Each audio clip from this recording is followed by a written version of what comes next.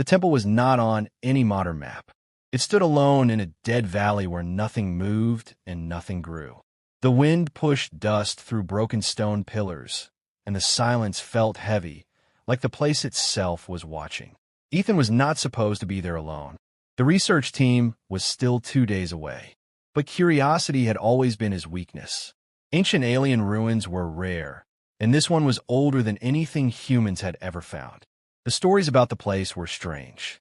Old records called it the Temple of the Giant Queen, a lost civilization of giant women who once ruled an entire star system.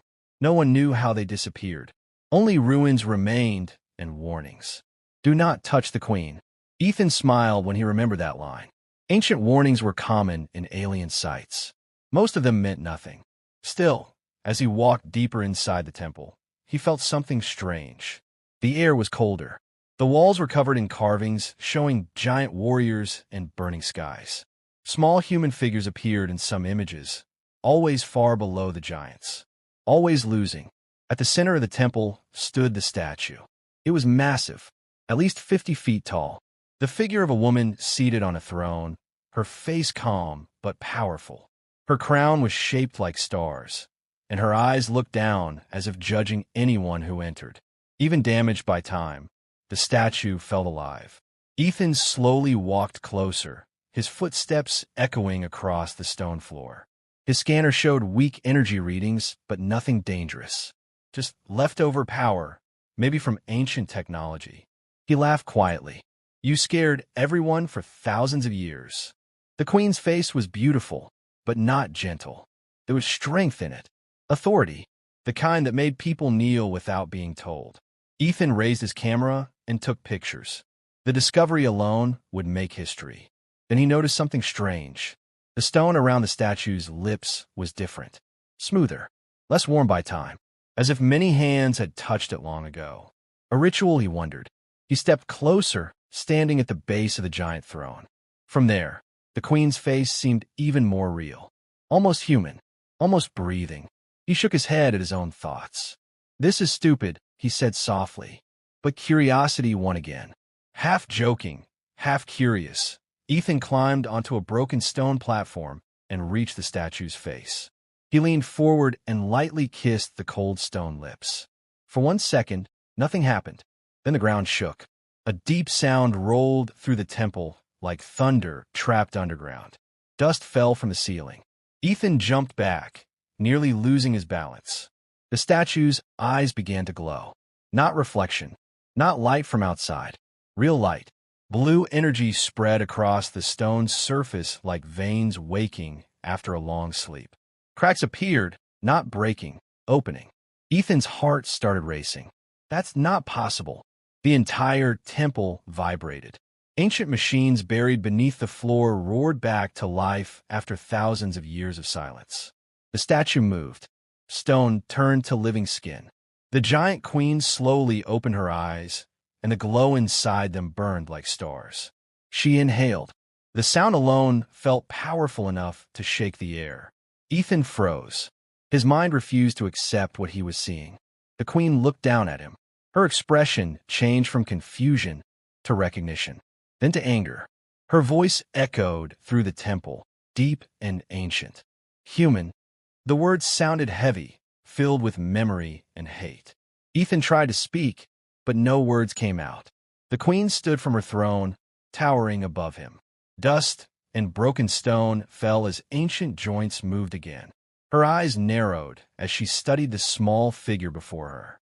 You wake me, she said slowly. After your kind brought ruin to my people. Ethan shook his head. I don't understand. But she was not listening. Energy surged through the walls. Far below them, massive shapes began to move. Hidden chambers opened. Giant figures, long asleep, started to awaken. The queen's gaze never left him. Your species was judged long ago, she said. And now, judgment returns. The ground trembled harder. Outside, ancient war machines rose from beneath the sand. Ethan realized one terrible truth. By a single careless action, he had not just awakened a queen. He had awakened a war. And the first thing the queen of the giant women wanted was humanity to answer for its crimes. The temple no longer felt empty. Deep sounds moved through the stone walls, like something enormous was waking after a very long sleep. Dust fell from the ceiling as ancient machines powered on again. Blue light spread across the floor in glowing lines, forming symbols Ethan could not understand. He stood frozen where he was. Above him, the queen of the giant women watched in silence. Her eyes burned with cold intelligence. She did not look confused anymore. She looked certain that he was the enemy. Two giant warriors stepped out from hidden chambers behind her throne. Their armor was old but untouched by time, shining with the same blue energy. Each step shook the ground. They surrounded Ethan easily, like hunters closing in on something small and weak. Ethan slowly raised his hands. "I didn't mean to wake you," he said. His voice sounded small inside the massive temple. "I don't even know what happened here." The queen's expression did not change. "Humans always claim ignorance," she said. Her voice echoed from every wall. "Yet your kind spreads destruction wherever it walks." Ethan swallowed. His heart was racing, but he forced himself to stay calm. Running was impossible. Fighting was impossible. The only thing left was talking. "That was not us," he said carefully. "Not the humans alive today." The queen stepped closer. Even a single movement felt powerful enough to crush him. "To us," she replied. "Your lives pass like moments. Your species changes faces, but not nature." Behind her, more giant figures were awakening. Soldiers, guardians, an army returning from sleep. Ethan felt fear rising inside him, but something else pushed against it: frustration. "You think we're all the same?" he asked. "We fight each other. We learn. We change. We make mistakes, yes, but we try to do better." The queen's eyes narrowed slightly. It was not agreement, but it was attention.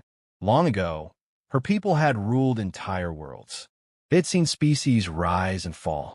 Humans, to her, were just another short-lived race that burned bright and destroyed itself. Or so she believed.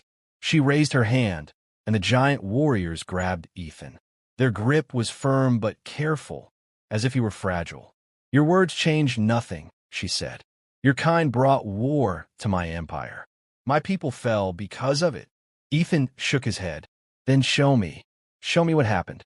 For the first time, the queen hesitated. Humans in her memory had begged for mercy. They had lied. They had feared death above all else. This one did not beg. He asked to understand. The temple lights dimmed, and images appeared in the air between them. Ancient memories. Giant cities burning. Ships falling from the sky. Explosions tearing through worlds. Ethan watched carefully. Human ships were there, but they looked primitive, damaged, desperate. Not conquerors. Survivors. This wasn't an attack, Ethan said slowly. This was a war already happening. The queen's expression hardened again. "Humans brought the enemy to us." Ethan looked up at her. "Or maybe you saved us without knowing." The word surprised even him. Silence filled the temple. The giant warriors tightened their grip, waiting for the queen's command. One order from her, and Ethan knew his life would end instantly. The queen studied him again, longer this time. Her anger was still there, but now something else existed beside it. Doubt. "You speak boldly for one so small," she said. Ethan gave a weak smile. "Humans are good at surviving things bigger than us." For a moment, the queen said nothing. Then she turned away. "Your fate will not be decided by words," she announced. "Your species will be judged by action." The warriors released Ethan, but did not step far away. "You will face trial," the queen continued. "If humans truly changed, you will prove it." Ethan exhaled slowly, not sure if he had just been spared or sentenced. As the temple doors opened, distant alarms echoed from deep underground. Ancient sensors had detected something approaching the system. Something old. Something dangerous. The queen looked toward the sky, her expression suddenly tense. "The enemy," she whispered. Then her gaze returned to Ethan. "If your kind brought them again," she said quietly, "this time there will be nothing left to forgive." And far above the planet, unseen by both of them, dark shapes began to enter orbit. The giant city beneath the temple slowly came back to life. Lights awakened across massive halls built for beings far larger than humans. Ancient machines hummed again after thousands of years.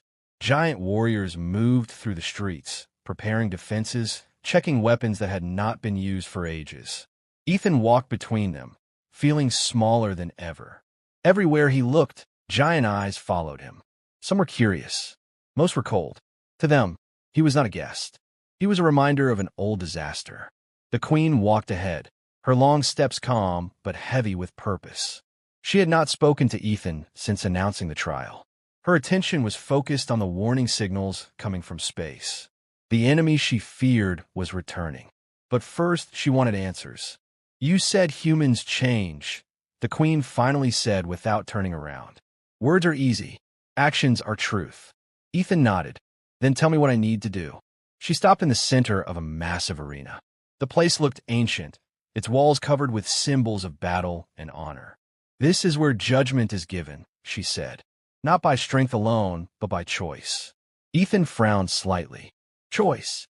The queen raised her hand, and the floor shifted. A wall opened, revealing a damaged transport chamber. Inside, a young giant lay trapped beneath fallen metal. Her armor was broken, and her breathing was weak. She was injured when the city awakened, the queen explained. "The chamber is unstable. It may collapse at any moment." Ethan immediately stepped forward. The queen's voice stopped him. "You may escape instead," she said. Another door opened behind him, leading toward the surface. "A ship waits. Freedom for one human." Ethan looked at the exit, then back at the injured giant. The choice was clear. If he stayed, he could die. If he left, he would live. The giant soldiers watched silently. To them, the answer was obvious. Small species always chose survival.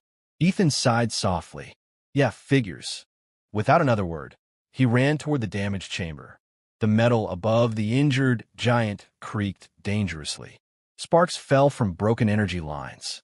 The heat was intense, and the structure could collapse at any second. The young giant opened her eyes slightly, confused to see a human approaching. "Do not," she whispered weakly. "You will be crushed." Ethan ignored the warning. He searched quickly, finding a control panel half buried under debris. His hands moved fast, shutting down unstable power lines, pulling loose cables away. The metal shifted again. For a moment, Ethan froze. Fear hit him hard. He knew he was not strong enough to lift the debris alone. But humans were never the strongest. They were stubborn. He used tools from his belt, creating leverage, moving pieces slowly instead of forcing them. Inch by inch, the pressure lifted enough for the giant warriors outside to pull her free. The moment she was safe, part of the ceiling collapsed where Ethan had been standing seconds earlier. Dust filled the air. Silence followed. When it cleared, Ethan was sitting on the ground, breathing heavily but alive. The giant soldiers looked at him differently now. Not with trust, but with confusion. The queen stepped forward. Her expression was unreadable. "You chose death over freedom," she said. Ethan shrugged tiredly. "She needed help. She is not your kind." He looked up at her. "Does that matter?" The question lingered in the air. For the first time since awakening, the queen had no immediate answer. She remembered ancient humans differently, desperate, selfish, afraid. Yet this one risked everything for someone who was not even his ally. Something in her certainty began to crack. Before she could speak again, alarms suddenly echoed through the city. Louder this time. "Urgent!" A giant soldier rushed forward. "Your Majesty," she said, kneeling. "Unknown fleet confirmed. Entering attack range." The queen's face hardened instantly. Ancient fear returned to her eyes. "The same signal," she whispered. "The destroyers." Ethan stood slowly, his exhaustion forgotten. Outside the city, the sky darkened as massive shadows moved across the clouds. The enemy that once destroyed the giants had returned.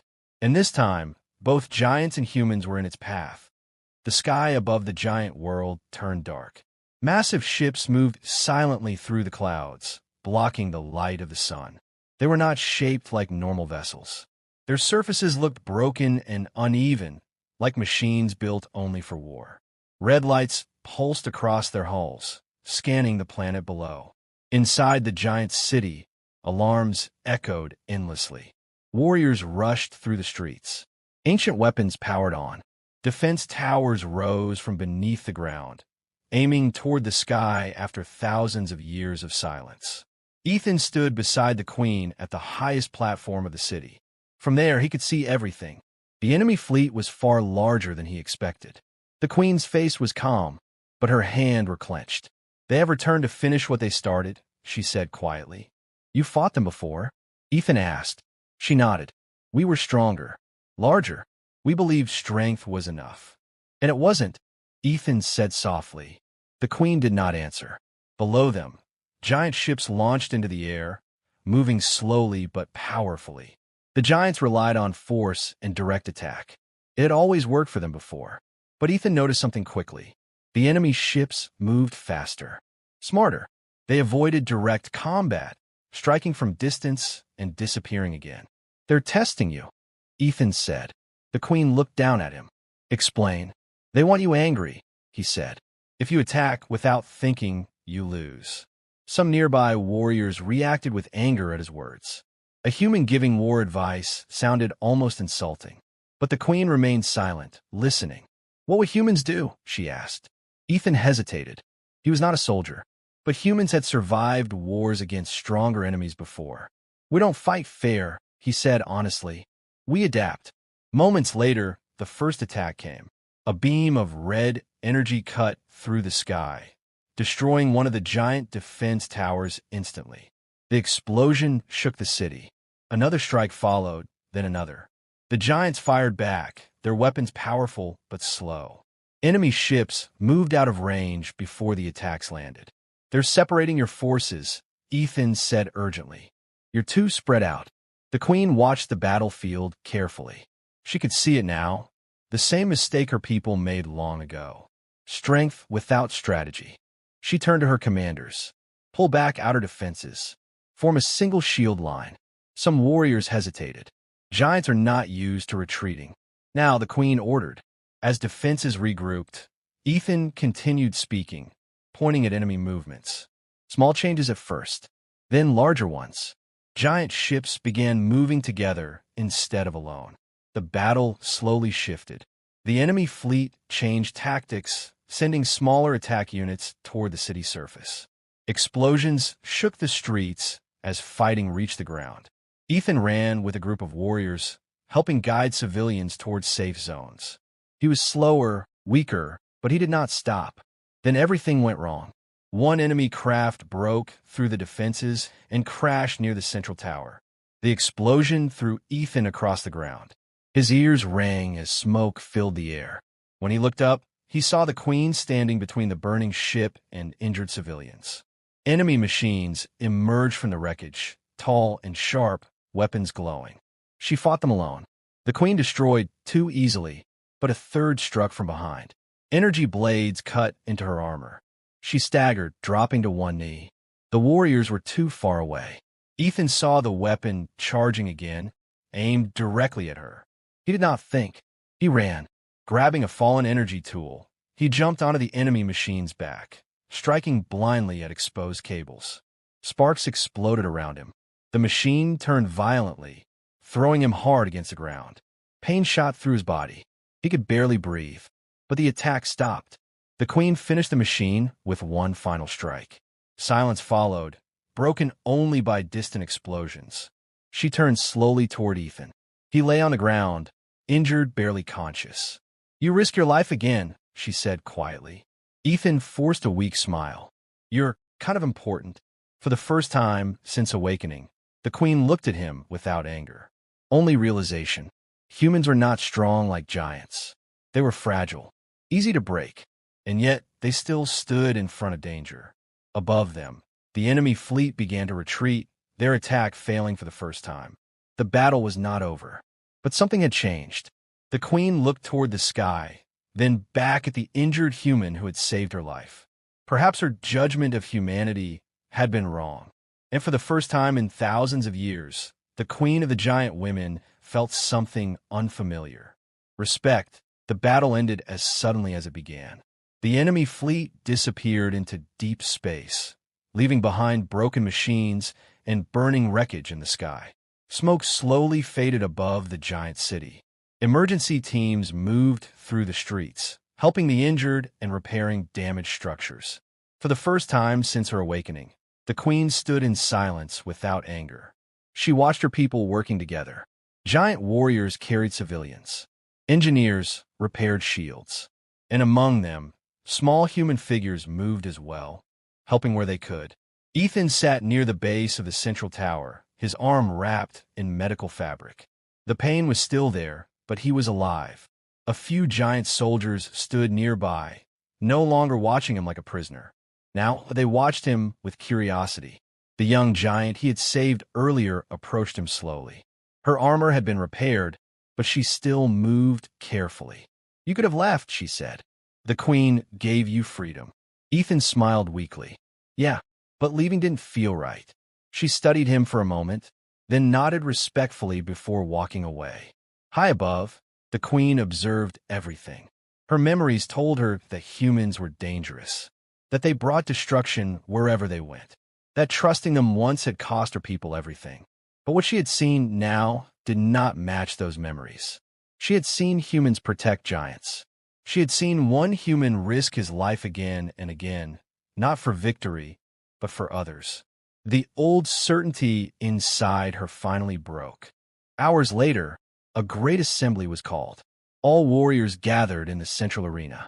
The surviving giants stood in long lines, their armor reflecting the city lights. At the center stood the queen, tall and silent. Ethan was brought forward. He expected punishment, maybe exile, maybe worse. After all, he had awakened her and brought chaos back to her world. The arena grew quiet. The queen spoke.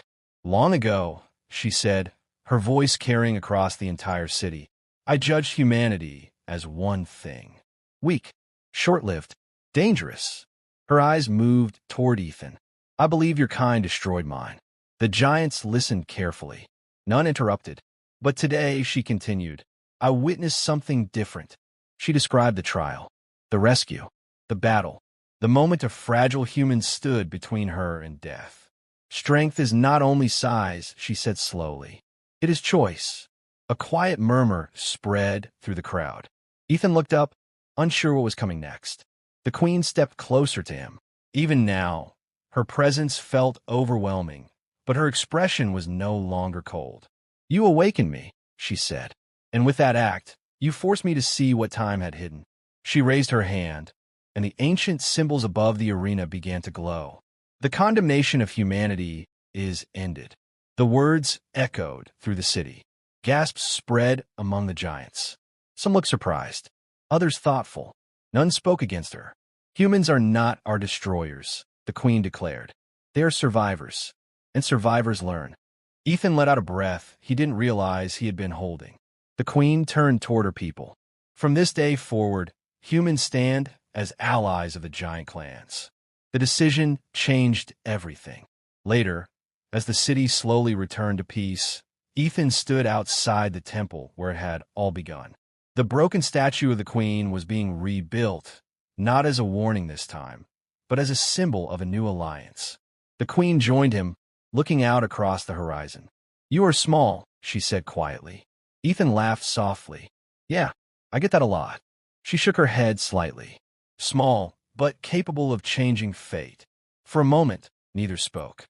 The stars above the planet shone peacefully again.